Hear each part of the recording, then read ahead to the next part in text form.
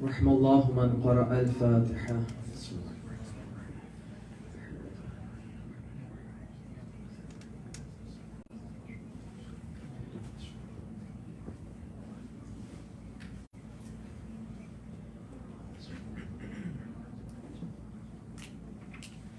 أعوذ بالله من الشيطان الرجيم. بسم الله الرحمن الرحيم. الحمد لله رب العالمين، والصلاة والسلام على أشرف الأنبياء والمرسلين سيدنا ومولانا أبي القاسم محمد.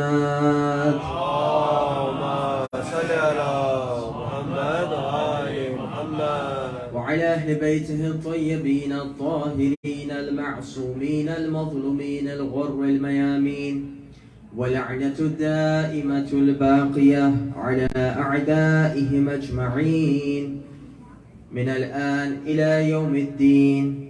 أما بعد، فقد قال أبو عبد الله الحسين بن علي عليهما السلام: على أن الدعي ابن الدعي قد ركزني بين السلة والذلة وهيهات من الذلة. صدق مولانا أبو عبد الله عليه الصلاة والسلام. صلوات على محمد وآل محمد.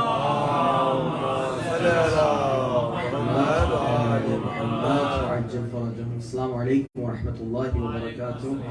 آپ تمام مومنین کے لیے دعا گو ہوں. خداوند متعال حاضرین مجلس اور جملہ حاضرین جو آن لائن دیکھ رہے ہیں یا قرۂ ارض پر جتنے بھی مومنین آباد ہیں، خداوند متعال ان کی جان مال عزت و آبرو کی حفاظت فرما، اور خداوند متعال ان تمام کی حاجات کی برابری فرما.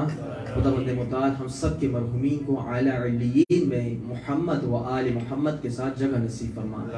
صلوات پڑھی محمد و آل محمد. اللہم صلی علی محمد و آل محمد وعجل فرجہم. عنوان عشرہ، یا آپ اس کو کہہ لیجئے کہ جو 12 مجلسیں ہماری منعقد ہوں گی، اس کا عنوان یہ ہے کہ جو مسائل پڑھے جاتے ہیں جن شخصیات کے، ان کے حوالے سے جو تاریخی معلومات ہیں وہ حاصل کی جائے اور اس سے فیضیاب ہوا جائے. آج کا دن چونکہ جناب سید الشہداء ابا عبداللہ علیہ الصلاۃ والسلام ان کی روانگی مدینہ کے حوالے سے آج کا دن منسوب ہے مصائب کے عنوان سے، تو کوشش یہ کی گئی ہے آج کے دن کہ ہم ان موضوعات کو زیر بحث لائیں کہ کیوں سید الشہداء نے قیام کیا، اور سید الشہداء کے قیام کرنے کا مقصد کیا تھا، اور کس طریقے سے آپ نے مفہوم امامت کی حفاظت کی ہے. دیکھیں، بہت ایک اہم ڈسکشن ہے، بہت ایک اہم بحث ہے. ہم لوگ کے اصول دین میں سے کون سے اصول دین ہیں؟ 5 اصول دین ہیں: توحید، عدالت، نبوت، امامت اور قیامت. چنانچہ جو واقعتاً ایک معرکۃ الآراء بحث ہم میں اور دیگر مسلمانوں میں ہوتی ہے، وہ خاص طور پہ امامت کے موضوع پر ہوتی ہے. ذہن میں رکھیے گا. یعنی ایک کتاب ہے جس کو کہا جاتا ہے الملل والنحل.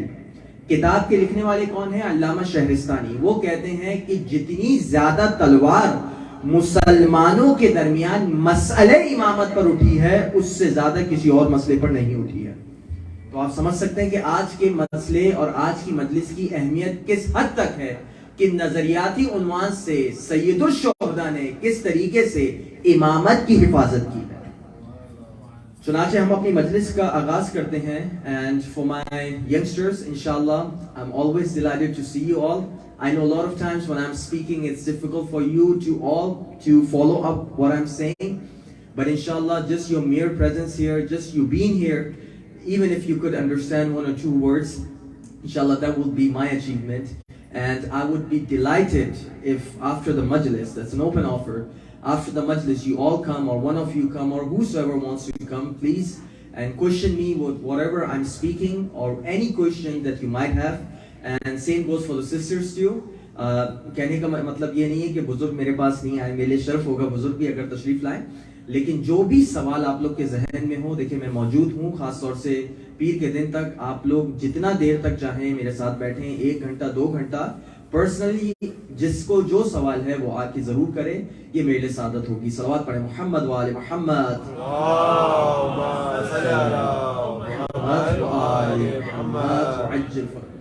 جیسے ہی رسول اللہ صلی اللہ علیہ وآلہ وسلم کی شہادت ہوتی ہے تو یہاں سے دو مسالک کا آغاز ہو جاتا ہے. بلکہ میں نے شاید یہ غلط جملہ کہا, یعنی جان بوجھ کے غلط جملہ کہا ہے. رسول کی زندگی سے ہی دو مسالک بن جاتے ہیں.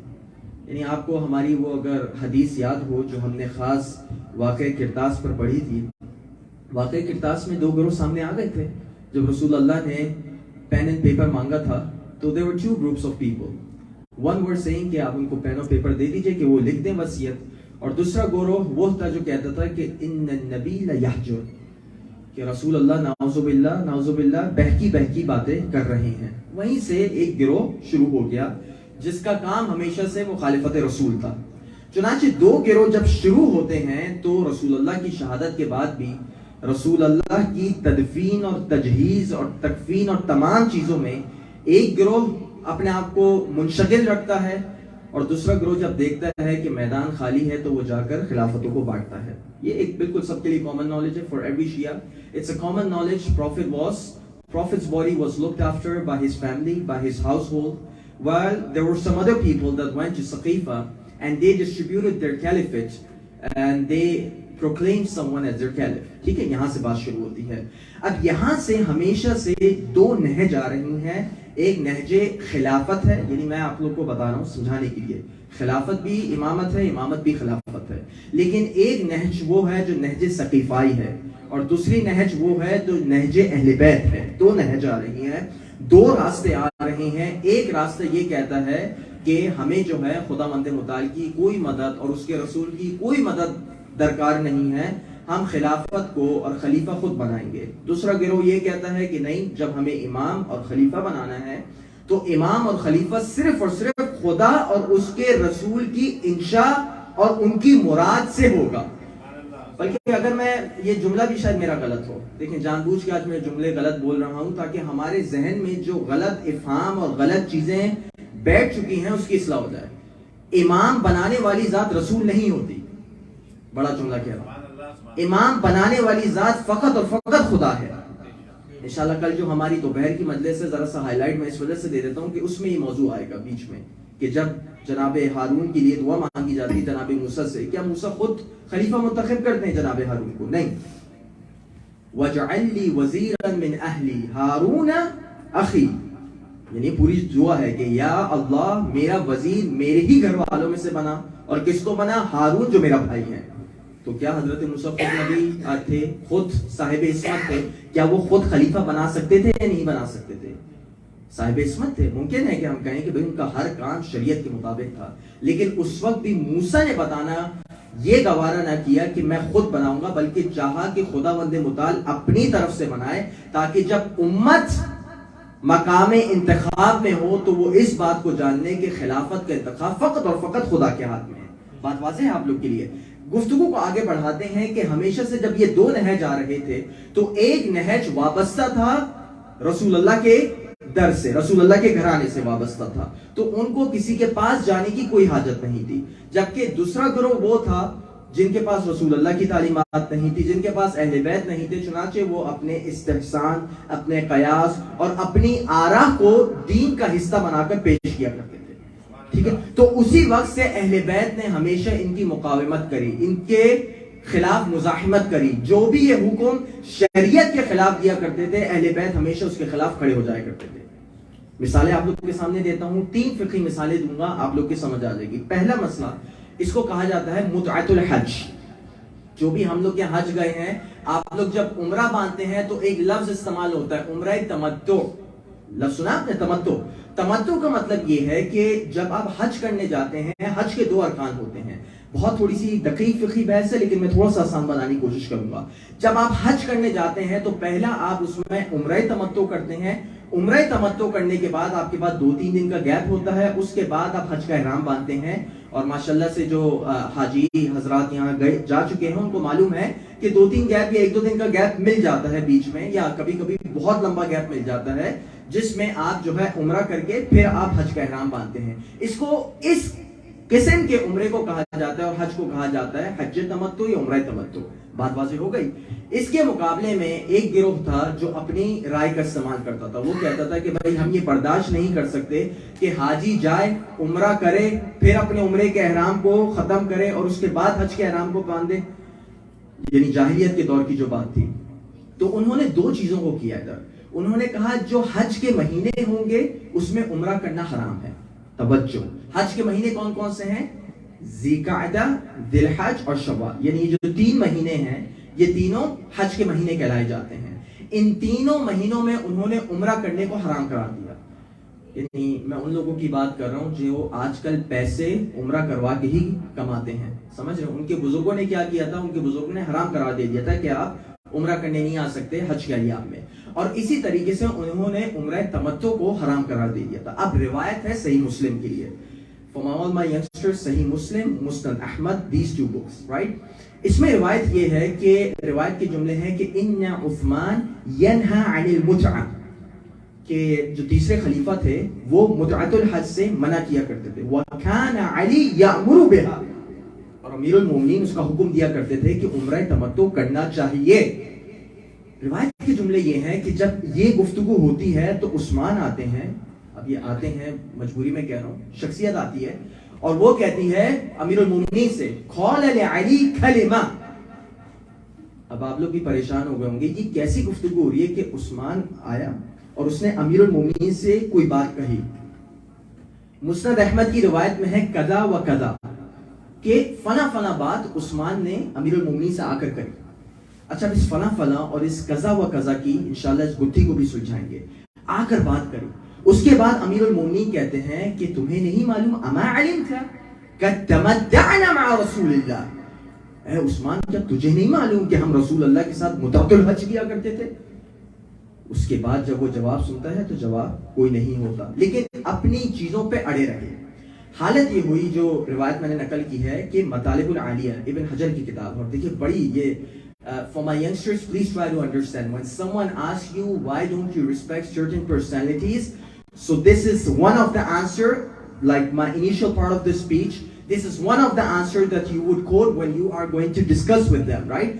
روایت کے جملے یہ ہے کہ عثمان جو ہے وہ ممبر پر بیٹھتا ہے, ممبر پر بیٹھ کے اعلان کرتا ہے کہ جو بھی ایام حج میں عمرہ کرے گا یا جو بھی عمرہ تمتع کرے گا اس کو سزا دی جائے گی. روایت واضح. امیر المومنین جب احرام باندھتے ہیں عثمان کو رپورٹ ملتی ہے کہ امیر المومنین نے احرام باندھا ہے, عمرہ تمتع کا باندھا ہے. بس اب روایت کے جملے یہ ہیں کہ کان عثمان یاخذ شیئا ویمشی بها الى علی, کہ عثمان جو ہے وہ ایک چیز کو لیتا ہے اور لینے کے بعد امیر المومنین کی طرف دوڑتا ہے. دوڑتے ہوئے جب روایت کے جملے یہ ہیں کہ امیر المومنین کے اتنے قریب پہنچ جاتا ہے کہ قریب ہوتا ہے کہ اپنی دونوں ہاتھوں کی انگلیوں سے امیر المومنین کی آنکھیں نکال دے. روایت کے جملے ہیں, اہل سنت روایت ہے. پوری ذمہ داری سے عرض کر رہا ہوں, مطالب عالیہ میں مسند اسحاق بن راہوئی سے روایت منقول ہے. اور اس وقت امیر المومنین کو ایک جملہ کہا جاتا ہے, اور میں آپ لوگ کی توجہ چاہتا ہوں کہ کس طریقے سے خلفاء نے امیر المومنین کے ساتھ ڈیلنگ کی. امیر المومنین کو کہا جاتا ہے یا علی انک ذال و مذل. اے علی, استغفر اللہ, میں ممبر سے بیان نہیں کر سکتا, آپ لوگ اس حصے کو دیکھیے گا اور جا کے اس کا ترجمہ خود کروائے گا کہ ذال کے معنی کیا ہے, مذل کے معنی کیا ہے. ٹھیک ہے, یعنی آنکھیں بڑا شدید کلمہ کہتا ہے. اس کے باوجود امیر المومنین اپنے موقف سے نہیں ہٹتے, اس کے باوجود شریعت کی حفاظت میں کوئی دقیقہ نہیں چھوڑتے. پہلی مثال ہوئی, یعنی پہلی مثال. دیکھیں شریعت کی حفاظت کرنا آسان نہیں ہے. جب آپ شریعت کی حفاظت کر رہے ہوتے ہیں تو آپ کو الفاظ بھی سننے پڑتے ہیں. یاد رکھیے گا, جب دین پر آپ عمل کر رہے ہوتے ہیں کیا سمجھتے ہیں کہ لوگ آپ کی تعریف کریں گے جب آپ دین پر عمل کریں گے؟ بہت مشکل ہے. ماشاءاللہ آپ لوگ دیندار لوگ ہیں, لیکن میں نے ایسے لوگوں کو دیکھا ہے جب دین پر عمل کیا جا رہا ہوتا ہے تو انہیں بہت زیادہ تانے سننے کو ملتے ہیں. تو یاد رکھیے گا, دین پر عمل کرنا آسان نہیں. مولا کی سنت ہے, دین پر عمل کرنا آسان نہیں. جب تم پر اعتراضات ہوں گے, جب تمہیں گمراہ کہا جائے گا, جب تمہیں شدت پسند کہا جائے گا, جب تمہیں طرح طرح کے القاب کہے جائیں گے, اس کے باوجود تم دین پر مقاومت کرو گے تو تم میرے ساتھ محشور ہوگے. ذہن میں رکھیے گا. ٹھیک ہے, پہلی بات ہو گئی. دوسری مثال ہے متعۃ النساء کی. متعۃ النساء وہی جو ہم لوگ کے ایک کامن مسئلہ ہے جو شارٹ ٹرم میرج کہا جاتا ہے. انشاءاللہ میرا کبھی ارادہ ہے کہ میں جو شیعوں پر آبجیکشنز ہوتے ہیں انشاءاللہ تقیہ کے عنوان سے, متع کے عنوان سے, بدع کے عنوان سے, نمازوں کے عنوان سے, جو بھی آبجیکشنز ہیں انشاءاللہ کبھی موقع ملا so we will go one by one and we'll try to answer whatever questions people put against Shia Islam. Okay? آج کی ڈسکشن اس حوالے سے نہیں ہے, آج کی ڈسکشن ضمنی طور پر ہے. روایت یہ ہے کہ متعۃ النساء یعنی جو خواتین سے جو شارٹ ٹرم میرج کی جاتی تھی وہ رسول اللہ کے زمانے میں رائج تھی اور رسول اللہ اس کو بالکل حلال جانا کرتے تھے. روایت کے جملے یہ ہیں کہ عمر اپنے زمانے خلافت میں منبر پہ آتے ہیں اور آنے کے بعد اعلان ہوتا ہے. کیا اعلان ہوتا ہے؟ کہ المتعۃ حج والمتعۃ النساء كانتا محلتان على عهد رسول اللہ, کہ متعۃ الحج یعنی عمرہ تمتع کی بات کری جا رہی ہے اور جو شارٹ ٹرم میرج ہے یہ دونوں رسول اللہ کے زمانے میں حلال تھیں. یعنی آپ جرأت اس بندے کی دیکھیں, جانتا ہے دونوں حلال تھیں رسول اللہ کے زمانے میں. وَأَنَا أُحَرِّمُهُمَا, اور میں وہ شخص ہوں جو آج سے ان دونوں چیزوں کو حرام قرار دیتا ہے. وَأُعَاقِبُ عَلَيْهِمَا, اور جو بھی ان دو چیزوں کو ایک دفعہ بھی انجام دے گا میں اس کو سزا دوں گا. اور آپ سزا جانتے ہیں کیا ہوتی تھی؟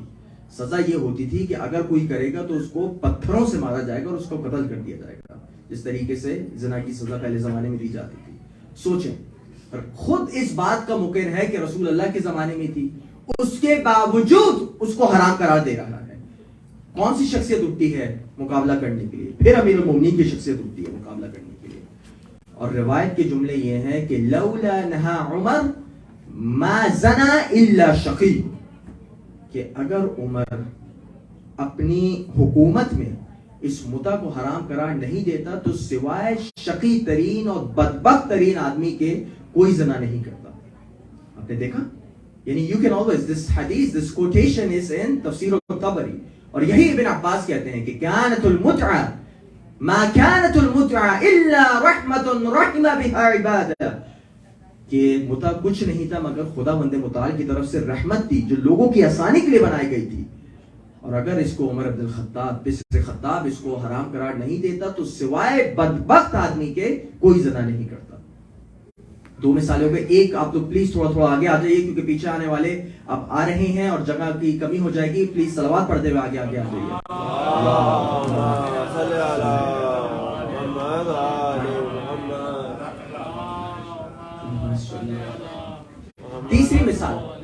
تیسری مثال ہے جو بسم اللہ ہم لوگ کیا بالجہر پڑھی جاتی ہے. آگئی فقہی مثال. تیسری مثال, انشاءاللہ میں اپنے موضوع سے اور متصل ہونے والا ہوں, لیکن میں ایک تاریخ دینا چاہ رہا ہوں اور آپ لوگ سمجھ جائیں گے کہ میں جب ایک جملہ پڑھوں گا سید الشہداء کا کہ کتنا متصل ہے سید الشہداء کا جملہ ہماری اس گفتگو سے. تیسری مثال ہے بسم اللہ کو اونچی پڑھنے سے. بسم اللہ آپ لوگ گھبرائے تو نہیں رہے فقہی مسئلے سننے سے؟ ہمارے ایک بھائی ہیں, انہوں نے ہم سے ریکویسٹ کی تھی کہ فقہی مسئلے آپ پڑھیے گا, تو میں نے 2 ابھی پڑھ لی ہیں, تیسرا بھی پڑھنے جا رہا ہوں. لیکن تینوں کے تینوں کنیکٹڈ ہیں. کس چیز سے کنیکٹڈ ہیں؟ ہماری بحث سے کنیکٹڈ ہیں. بسم اللہ زور سے پڑھنا یہ اہل بیت کے شعار میں سے. آپ نے اس حدیث کو سنا ہوگا جو امام حسن عسکری کی روایت نقل کی جاتی ہے. مومنین کی صلوات پڑھیں محمد وعلی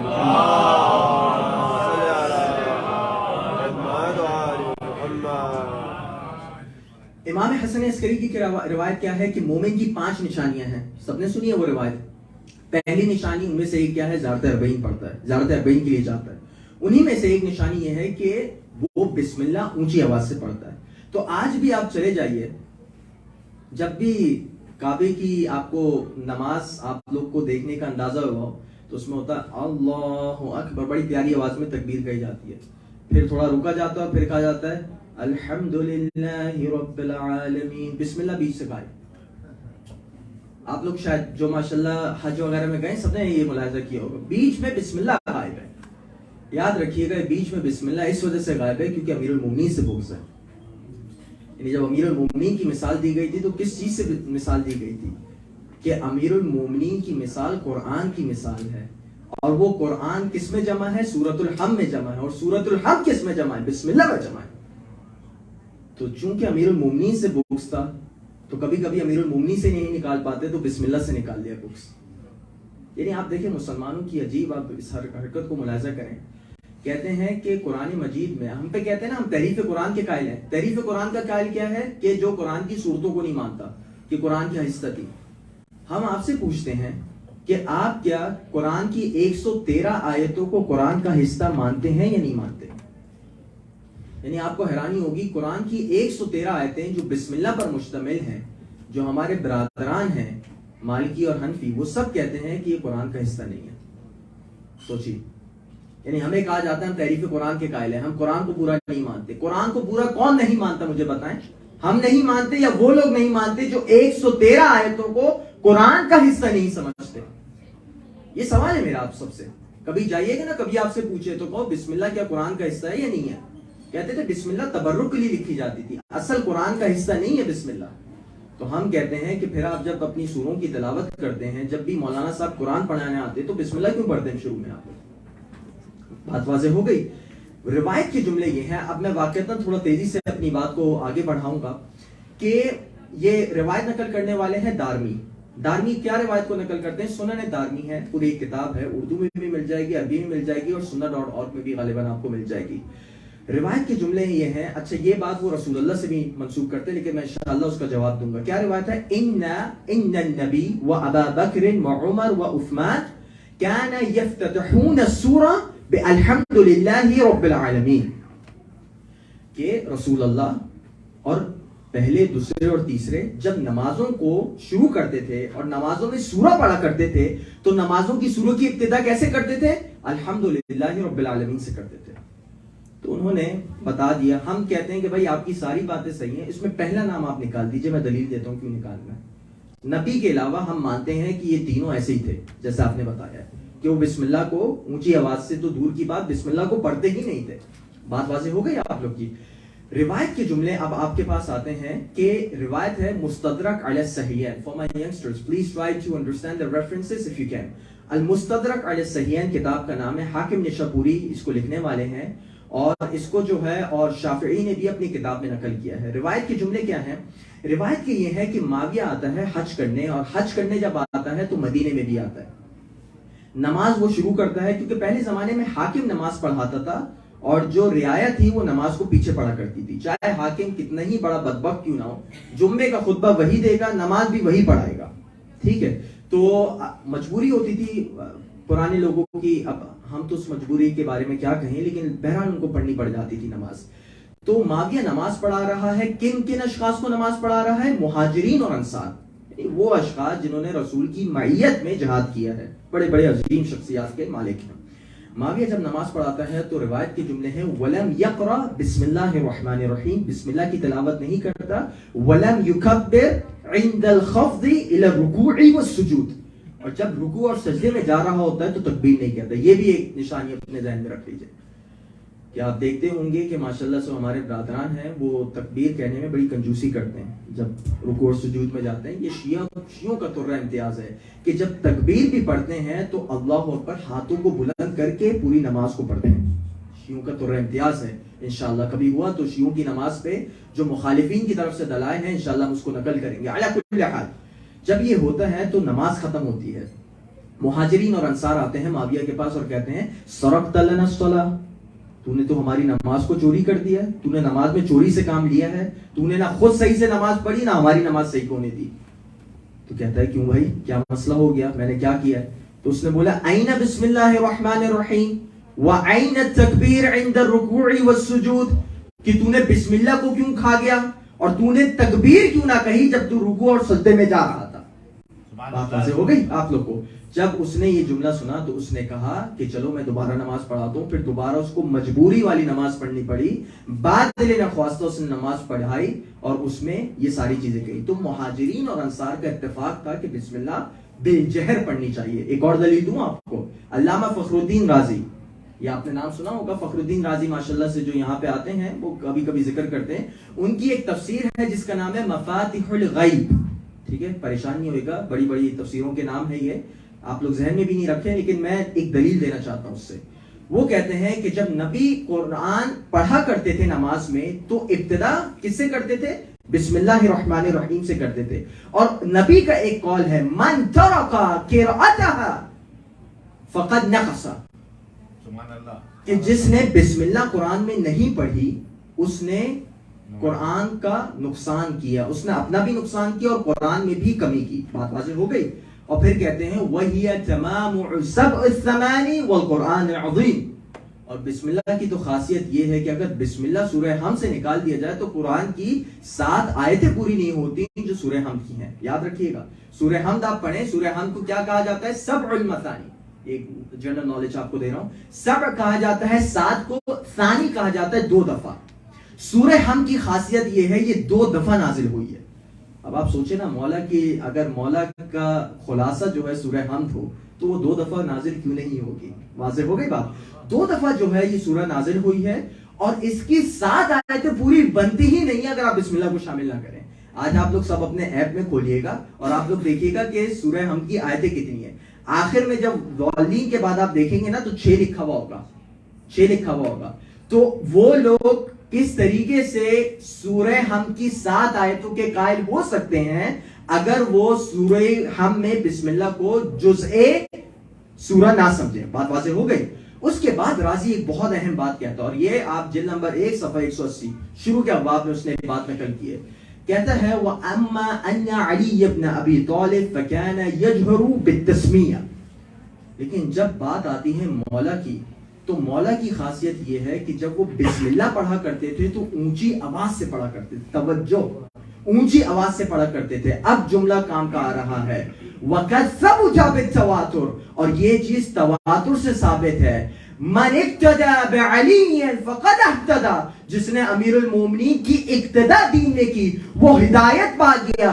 لقوله صلی اللہ علیہ وآلہ وسلم اللہم ابر الحق مع علی حیث دار, کہ اے اللہ حق کو ادھر موڑ دے جدھر علی مڑتا ہے.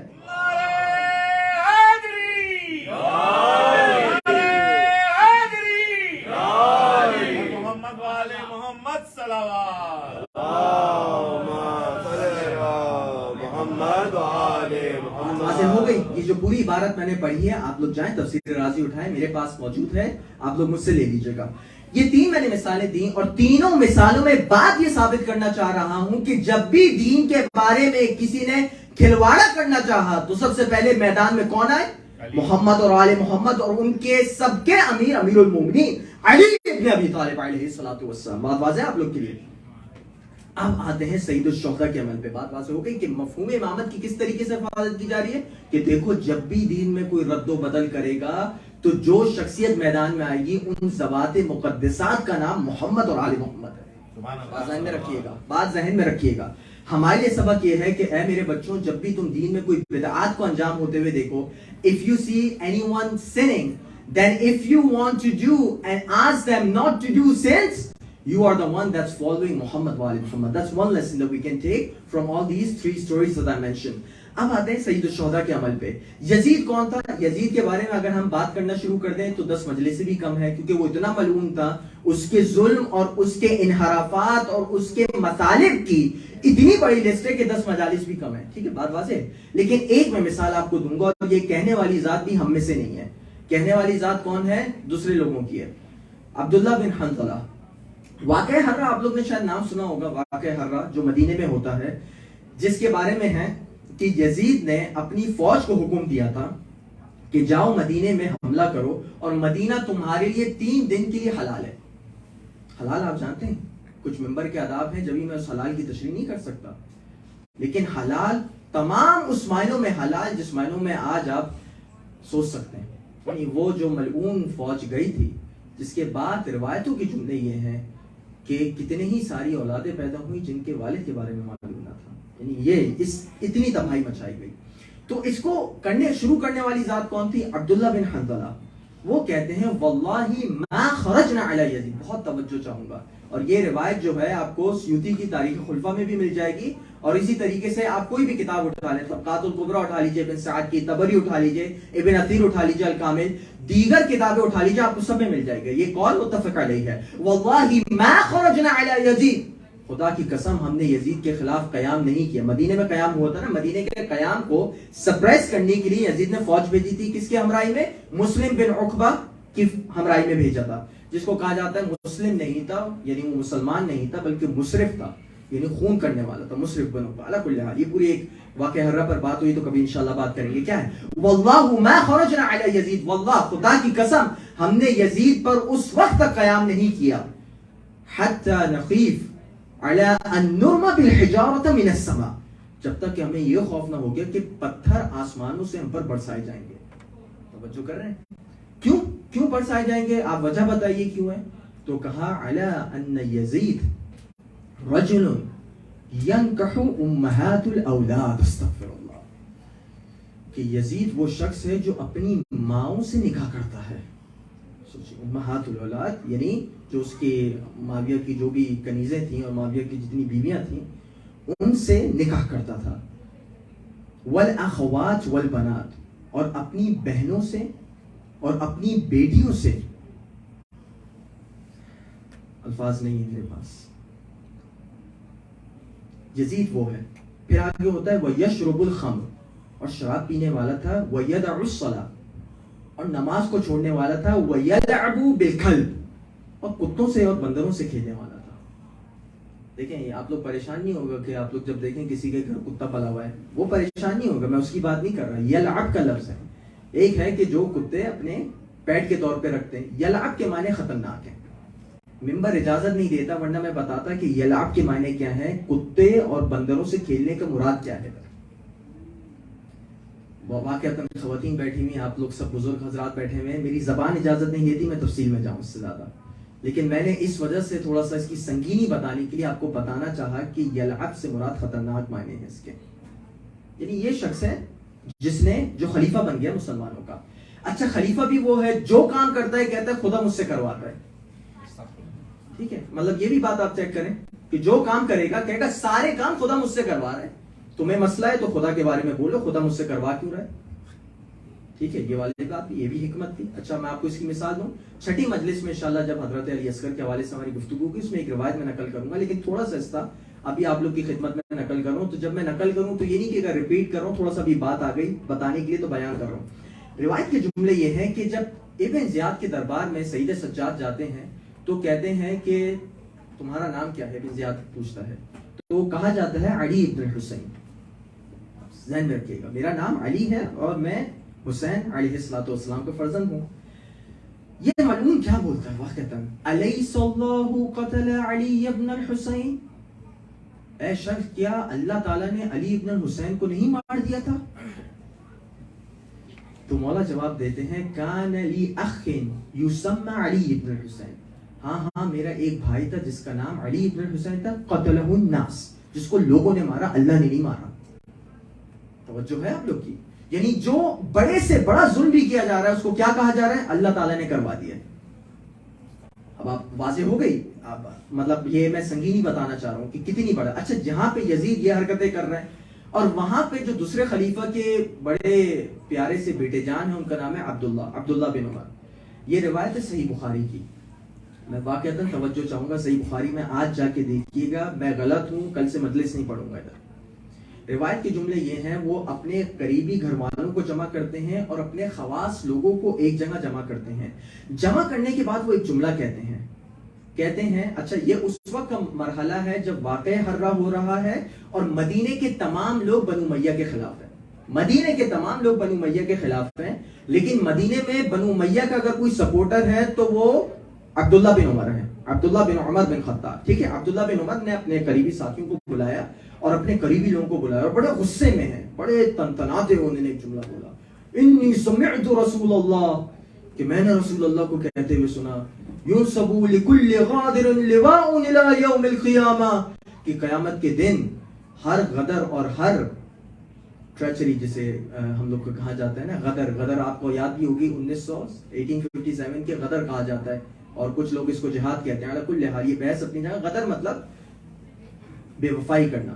لکل غادر یوم القیامہ لواء، کہ ہر بے وفائی کرنے والے کے لیے قیامت کے دن ایک جھنڈا نصب کیا جائے گا جس جھنڈے کے نیچے وہ ہوگا. پھر ایک جملہ بڑا خطرناک کہتے ہیں اور کہتے ہیں اِنَّا قَدْ بَایَعْنَا هَذَا الرَّجُلَ عَلَى بَیْعِ اللَّهِ وَرَسُولِهِ. اور دیکھو یہ بات ذہن میں رکھنا کہ ہم نے جو یزید کی بیعت کی ہے وہ اسی ٹرم اور کنڈیشنز پہ کی ہے جس ٹرمز اور کنڈیشن پہ ہم نے اللہ اور اس کے رسول کی بیعت کی تھی. سبحان اللہ سبحان اللہ. یعنی اب آپ سوچیں اگر ٹھپا چاہیے بھی تو لگ گیا. دوسرے خلیفہ کے بیٹے نے جو ہے وہ بالکل اوکے کر دیا. اب تو خلافت میں کوئی شک و شبہ ہی نہیں رہا. جو بھی وہ جرم کرے گا وہ کہے گا خدا کرواتا ہے, اور اس کی تائید اگر اس کو لینی ہو تو عبداللہ بن عمر کر دیں گے. ٹھیک ہے, جب یہ بات کہی گئی تو اب آپ دیکھ لیں کہ اب میرے پاس وقت واقعتاً مشکل ہو رہا ہے, میں تیزی سے آگے بڑھنا چاہ رہا ہوں. جب یہ تمام چیزیں ہو گئی, اب آپ لوگ کے ذہن میں آ گیا ہوگا آل محمد ہمیشہ سے ظالمین کی مخالفت کرتے ہیں. ظالم کہہ رہا ہے اور برے برے عمل کر رہا ہے, تمام برے عمل کرنے کے بعد وہ کیا کہتا ہے, خدا کرواتا ہے. ٹھیک ہے, ماشاءاللہ سے اس نے اپنے آپ کو بچانا چاہا. اب اس نے بولا میڈیا ہاؤس کہاں ہے میرا؟ میڈیا ہاؤس تھے عبداللہ بن عمر. میڈیا ہاؤس کہتا تھا کہ بھائی ہم نے اللہ اور رسول کی جیسے بیعت کی تھی ویسے ہی ہم نے یزید کی بیعت کی. کیا بچا ہمارے پاس؟ اس کو مشروعیت بھی مل گئی. اسلام اتنے خطرے میں ہے کہ اگر کوئی اب نہ اٹھے گا تو اسلام کو برباد کر دیا جائے گا. جو آج آپ لوگ عبادتیں اور سب کچھ انجام دیتے ہیں یہ صرف اور صرف حسین کا صدقہ ہے, ذہن میں رکھیے گا. یعنی جب کہا جاتا ہے نا کہ جب سید الشہداء نے وہ شاہ اس حسین بادشاہ اس حسین والی جو ربائی پڑھی جاتی ہے, واقعتاً اگر حسین اپنا سر نہیں دیتے تو آج لا الہ الا اللہ بھی پڑھی نہیں جا رہی. واقعتاً میں نے آپ لوگ کو پورا سیاق بتا دیا کہ یہ سیاق چل کیا رہا تھا. اب سید الشہداء کا خطاب دیکھیں, اور یہ سید الشہداء کا خطاب جو ہے وہ واقعتاً سونے کے پانی سے لکھے جانے کے مترادف ہے. کیا کہتے ہیں سید الشہداء کے پاس اب بیعت نامہ آتا ہے, 28 رجب ہے, 28 رجب کو یا 27 رجب ہے, اس میں جو ہے وہ بیعت نامہ آیا ہے. 22 کو جو ہے ملعون جہنم واصل ہو گیا ہے, 22 رجب کو وہ چلا جاتا ہے. دمشق سے خط آتا ہے اور کہا جاتا ہے 4 لوگوں سے بیعت لے لو. کن کن سے لینی تھی؟ عبداللہ بن عمر, عبداللہ بن زبیر, امام حسین اور عبداللہ بن عباس, اور بعض روایتوں میں یہ ہے کہ عبد الرحمن بن ابی بکر, تو میں سے یعنی کسی سے بھی. تو عبداللہ بن عمر کا یہ تھا, وہ تو پہلی سے جو ہے انہوں نے سرنڈر کر دیا تو مسئلہ ہی نہیں تھا. عبداللہ بن زبیر لومڑی والا آدمی تھا. ٹھیک ہے, وہ اس کا کرنا یا نہ کرنا کوئی مشروعیت نہیں دے سکتا تھا. جو مولا کے خلاف جنگ جمل میں آ چکا ہو وہ اگر کہیں اور بھی چلا جائے تو کوئی بھی اس کا ساتھ دینے والا نہیں تھا. ٹھیک ہے, 2 شخص فارغ ہو گئے. عبد الرحمن بن ابی بکر جو ہیں وہ بالکل فوت ہو جاتے ہیں, وہ انہی دنوں میں فوت ہو جاتے ہیں. شخصیت جو بچتی ہے وہ سید الشہداء کی بچتی ہے, ذہن میں رکھیے گا. پوری امت اسلامی نے یزید کی بیعت کر لی ہے, سب نے بیعت کر لی ہے. جنہوں نے بیعت نہیں کی ہے وہ صرف اور صرف سید الشہداء کی ذات ہے اور سید الشہداء کی شیعہ ہیں. 2 لوگوں نے, 2 گروہ, ایک گروہ نے بیعت نہیں کی ہے. اب اس کے بعد سید الشہداء کے بارے میں کہا جاتا ہے کہ یا تو بیعت لو یا سر دو, 2 میں سے ایک چوائس تھی. جب ہی مروان کہتا ہے کہ ابھی ان کا سر کاٹ لو ورنہ بہت بعد میں مشکل ہوگی. بات واضح آپ لوگ کے لیے. تو اس وقت سید الشہداء جب اپنے پیغام کو بتا رہے ہوتے ہیں, یہ آپ لوگ نے نعرے میں بھی سنا ہوگا لیکن نعرے سے اب روایت کے عنوان سے سنیں کہ سید الشہداء اپنا پیغام بتا رہے ہیں. وہاں پہ کہتے ہیں علی ان الدعی ابن الدعی قد رکزنی بین السلہ والذلہ. توجہ, دعی ابن دعی, پھر منبر کے کچھ تقاضے ہیں. دعی آپ جانتے ہیں وہ کس شخصیت کو کہتا ہے؟ جو حلال پیداوار نہ ہو. بس اتنا میں کہوں گا. علی ان الدعی ابن دعی, یزید جو خود حلال کا نہیں ہے, ابن دعی اور معاویہ جو خود حلال کا نہیں تھا. قد رکزنی بین السلہ والذلہ, اس نے مجھے 2 آپشن دیے ہیں, یا تو میں تلوار سے مارا جاؤں یا ذلت کو قبول کروں. اور پھر مولا اپنا وہ مشہور جملہ کہتے ہیں ہیہات من الذلہ, اور ذلت ہم سو غوث دور ہے. یعب اللہ لنا ورسولہ والمؤمنون, کہ ہمارے لیے ذلت نہ خدا قبول کرے گا, نہ رسول قبول کریں گے, نہ مومنین قبول کریں گے. پھر آگے روایت بڑھتی ہے اور کیا پیارے جملے کہتے ہیں, وجدود طابت وحجور طہرت وانوف حمیت, کہ اے لوگوں جان لو کہ میں جن گودوں میں پروان چڑھایا گیا ہوں وہ بھی اس کو قبول نہیں کریں گے کہ میں ذلت کو قبول کروں. سبحان اللہ, سبحان اللہ. توجہ رکھ رہے ہیں آپ, بتانا یہ چاہ رہے ہیں کہ میں جن کی گودوں میں پروان چڑھا ہوں انہوں نے بھی اپنے وقت کے ظالم کی بیعت نہیں کی تھی. گھر پر حملہ ہونا برداشت کیا تھا, سر کٹانا برداشت کیا تھا, زہر کھانا برداشت کیا تھا, لیکن ظالم سے کبھی مفاہمت نہیں کری. پھر ایک جملہ کہتے ہیں کہ علی ان تؤثروا طاعۃ اللئام علی مصارع الکرام, یہ میں نے جتنی شخصیات کے نام لیے ہیں وہ کبھی بھی اس بات پر راضی نہیں ہوں گی کہ میں ایک لعین آدمی کی, ایک ذلیل آدمی کی بیعت کروں. وہ اس بات پر خوش ہوں گی کہ میں شہادت دے دوں لیکن اس ذلیل آدمی کی بیعت نہ کروں. دیکھیں وہ سید الشہداء کا کیا جملہ تھا، وہ سید الشہداء کی کیا اسٹریٹجی تھی. یقین جانیں کہ جو سید الشہداء نے ایسا یزید کو پکڑا ہے. لوگ سمجھ رہے تھے کہ یزید نے مار دیا سید الشہداء کو تو یزید کی فتح ہو گئی. نہیں نہیں نہیں، وہ ایک نا تھا. ذہن میں رکھیے گا، کچھ نا تاریخ کے بڑے خطرناک ہوتے ہیں. ایک نا ان کی والدہ ماجدہ نے کہا تھا کسی کو، جس کے بارے میں بخاری میں ہے فغضبت فہجرته فلم تکلمه حتى توفی، کہ سیدہ زہرا کسی شخص سے ناراض ہو گئی اور تا دم حیات اس سے ناراض رہی اور پورا مقاطعہ کر لیا، کبھی کلام نہیں کیا یہاں تک کہ آپ شہادت کی منزل پر فائز ہوں. ذہن میں رہے. ایک نا وہ تھا جب مولا کو بیعت کے لیے کہا جاتا ہے اور کہا جاتا ہے کہ علی شورا ہے آپ کی بیعت ابھی میں کرتا ہوں. 3 شرطیں: سنت خدا پہ چلنا ہے، سنت رسول پہ چلنا ہے اور سنت شیخین پہ چلنا ہے. اس وقت بھی ایک نا تھا اور یہ ایک اور نا ہے جو سید الشہداء نے کہا. آپ جانتے ہیں اس نا کی قیمت کتنی بڑی چکانی پڑی سید الشہداء کو، کتنے زیادہ مسئلوں سے سید الشہداء کو دوچار ہونا پڑا، لیکن ایک نا کی وجہ سے. ایک نا کر دیتے کیا مسئلہ ہوتا. ایک تھوڑا سا کہتے ہیں نا پولیٹکس میں کیا بولتے ہیں، منوورنگ کر لیتے، تھوڑا سا کہہ دیتے کان میں ہاں اور پھر بعد میں نہ کر دیتے. کیا کوئی بگاڑ سکتا تھا سید الشہداء کا؟ کیا بگاڑ سکتے تھے امیر المومنین کا کوئی کچھ؟ امیر المومنین اگر ایک ہاں کہہ دیتے اس وقت اور بعد میں آ کے کہتے کہ میں نے تو ہاں کہی نہیں تھی. 12 سال خلافت سے محروم رہے امیر المومنین ایک نا کی وجہ سے.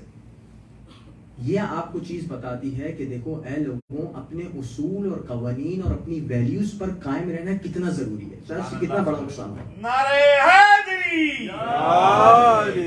نہیں واقعتا یہ میری آپ لوگوں سے گزارش بھی ہے، all my youngsters and everyone, if you ever come across a situation, the one lesson that you can take from today's majlis, honestly, one lesson would be if you ever come across a time or in a situation where you're either forced to do haram or it would cause you material damage, accept that material damage for the sake of Abu Abdullah, for the sake of Amir al-Mu'minin. برداشت کر لینا، خدا تمہیں 10 گنا زیادہ واپس کرے گا. میں ذمہ داری دے رہا ہوں، میں خدا اپنے پاس کچھ نہیں رکھتا بھائی، یہ میں اپنے تجربے سے آپ کو بتا رہا ہوں. ہم بھی تھوڑی بہت محنت کرتے ہیں نا تو اللہ تعالیٰ ہمیں ہماری توقعات سے زیادہ اجر دیتا ہے. ذہن میں رکھیے، میں دنیا کی بات کر رہا ہوں، آخرت میں تو ہم لوگ بالکل نہیں جانتے کہ کیا معاملات ہوں گے، لیکن میں آپ کو صرف دنیا کے بارے میں بتا رہا ہوں. آل محمد کیا کسی کا کوئی قرضہ رکھیں گے؟ مجھے بتائیے آپ.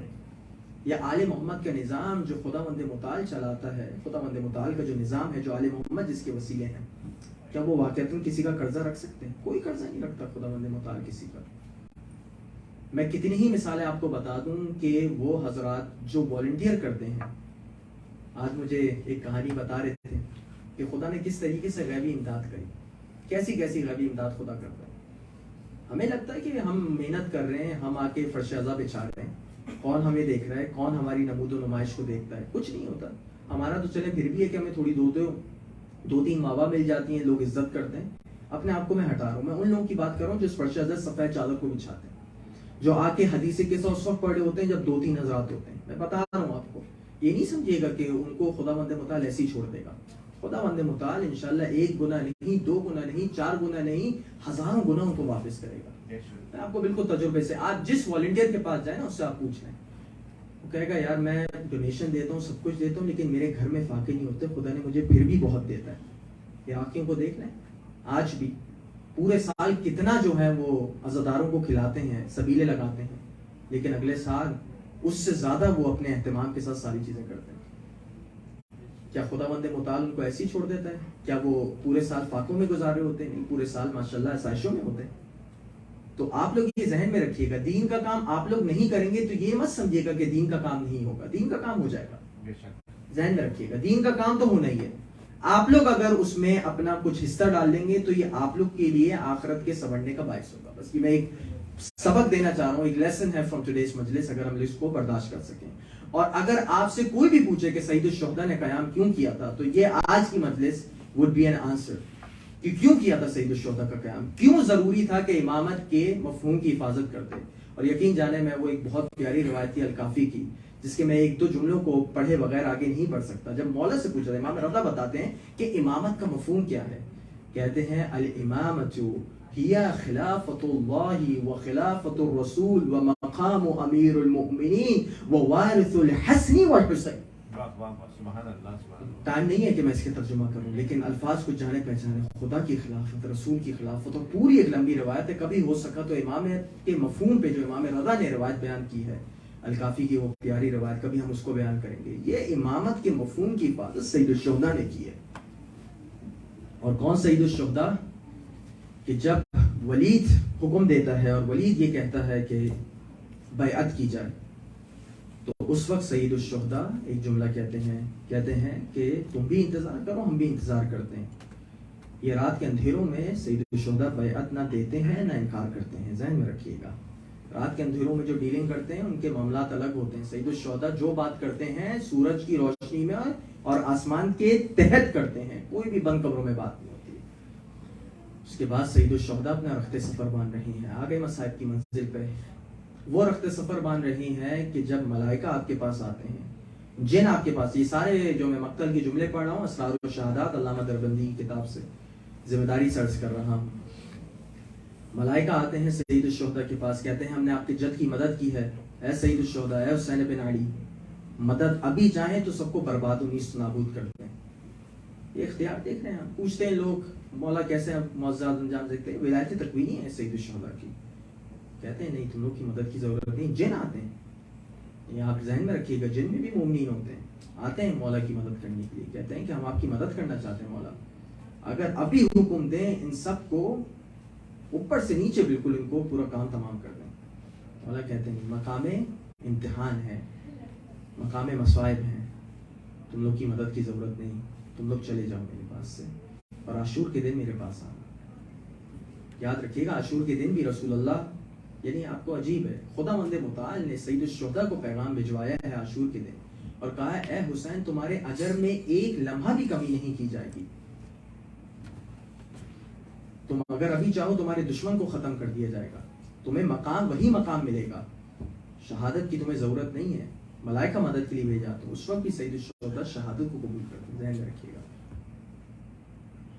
اب منزل یہ ہوتی ہے کہ سید الشہداء آتے ہیں نانا رسول اللہ کی قبر پر. روایت کے جملے یہ ہیں کہ پوری رات سید الشہداء عبادت کر رہے ہوتے ہیں نانا کی قبر پر. لیکن انداز عجیب ہے. پہلے نانا کی قبر پہ آتے تھے تو لازم بات ہے کہ تقدس ہوتا تھا. نانا کی قبر پہ میرا دل یہ کہتا ہے آتے ہوں گے، سلام کرتے ہوں گے، مناجات کرتے ہوں گے. لیکن پھر بھی نانا کی قبر ہے، اطمینان یہ ہے کہ دوبارہ آؤں گا، سہ بارہ آؤں گا، بار بار آؤں گا نانا کی قبر پہ. ماں کی قبر پہ بھی جاتے ہوں گے، ان کے اوپر جو ظلم ہوئے ہوں گے اس پر بھی آنسو بہاتے ہوں گے سید الشہداء. اطمینان تھا بار بار آنا ہے. لیکن اس دفعہ کی ملاقات بہت مختلف ہے جو سید الشہداء کرنے آئے ہیں. ایک دفعہ روایت کے جملے یہ ہیں کہ آتے ہیں، کہتے ہیں السلام علیکم یا رسول اللہ، اللہ کے رسول آپ کو سلام قبول ہو. لیکن اپنا تعارف عجیب کرواتے ہیں. کہتے ہیں انا الحسین ابن فاطمہ، میں حسین ہوں، لیکن فرزند علی نہیں کہتے کہ فرزند فاطمہ حسین آپ کے پاس آیا ہے. انا فرخک ابن فرختک، اور میں آپ کی پیاری بیٹی کا پیارا بیٹا ہوں، وہ سبتک اور آپ کا نواسہ ہوں. یا رسول اللہ، یا رسول اللہ، اب آپ سے آخری ملاقات کرنے آیا ہوں. پوری رات آپ کے حرم میں عبادت کروں گا، لیکن اب میں آپ کو آخری سلام کرنے آیا ہوں. بس عزاداروں روایت کے جملے آگے بڑھتے ہیں. مولا پوری رات نماز اور روزے میں اپنے وقت کو گزارتے ہیں کہ ایک وقت آتا ہے کہ آپ کی آنکھ تھوڑی دیر کے لیے لگ جاتی ہے. روایت کے جملے یہ ہیں کہ رسول اللہ خواب میں سید الشہداء کے آتے ہیں اور اس طریقے سے آتے ہیں کہ آپ کے بائیں جانب بھی ملائکہ کی فوج ہے، دائیں جانب بھی ملائکہ کی فوج ہے. لیکن ہاں کچھ اور شخصیات کے ساتھ بھی آئے ہیں. آپ کے ساتھ امیر المومنین بھی ہے، آپ کے ساتھ آپ کی بیٹی جناب زہرا بھی ہے، نواز امام حسن بھی ہے. بس روایت کے جملے یہ ہیں، ایک دفعہ سید الشہداء نانا کو جب دیکھتے ہیں کہتے ہیں میرے نانا مجھے اپنے پاس لے لے. اس وقت کے شاید لمحات یاد آ جاتے ہوں گے جب نانا اپنے دوش پہ سوار کرواتے ہوں گے بس سید الشہداء کو شاید وہ بچپنا یاد آتا ہو. ایک دفعہ کہا نانا مجھے اپنے ساتھ لے چلے. نانا کہتے ہیں میرے بیٹا حسین جنت میں ایک منزل ہے جو آپ کو شہادت سے ملے گی. آپ کے مشتاق آپ کے بابا علی بھی ہیں اور ہاں چکی پیسنے والی ماں چکی پیسنے والی ماں بھی آپ کی منتظر ہے اور ہاں آپ کے بھائی حسن مجتبیٰ بھی منتظر ہے. بس ایک دفعہ سید الشہداء واپس آتے ہیں گھر میں اور گھر میں آ کے جب خواتین کو یہ اپنا خواب بتاتے ہیں روایت کے جملے یہ ہیں کہ بنو ہاشم کی خواتین میں ایک ماتم برپا ہو جاتا ہے. روایت کے جملے یہ ہے کہ اب اپنی ماں سے ملنے چاہتے ہوں گے. اپنی ماں سے روایت کے جملے یہ ہے ماں سے ملنے گئے. روایت یہ نہیں بتاتی کہ کیا کیا باتیں ہوئی ہیں لیکن میرا دل یہ کہتا ہے شاید اس لمحے کو یاد کیا ہوگا جب جناب زہرا کا جنازہ اٹھنا باقی تھا اور اس وقت حسن اور حسین دونوں شہزادے اپنی مادر گرامی سے ایسے لپٹے ہوئے تھے کہ آواز غیب آتی ہے اے ابو الحسن ان دونوں کو اپنی ماں سے جدا کر دے اپنی ماں سے جدا کر دے. ملائکہ سما رونے لگے ہیں. روایت آگے بڑھتی ہے بس ایک دفعہ انڈیا دیا جاتا ہے کہ اب یہاں سے ہم لوگ کربلا کی جانب رواں ہو رہے ہیں. امام حسین کو اس طریقے سے بنو ہاشم کی خواتین رخصت کرتی ہے جیسے ایک جنازہ جا رہا ہوتا ہے. ارے میں کہتا ہوں ایک دفعہ عصر عاشور کے وقت آؤ یہی خیمہ ہوگا یہی بیویاں ایک حلقہ بنائی ہوئی ہوں گے. وَسَيَعْلَمُ الَّذِينَ ظَلَمُوا أَيَّ مُنْقَلِبٍ يَنْقَلِبُونَ. مَاتَ مَن حُسَيْنٍ.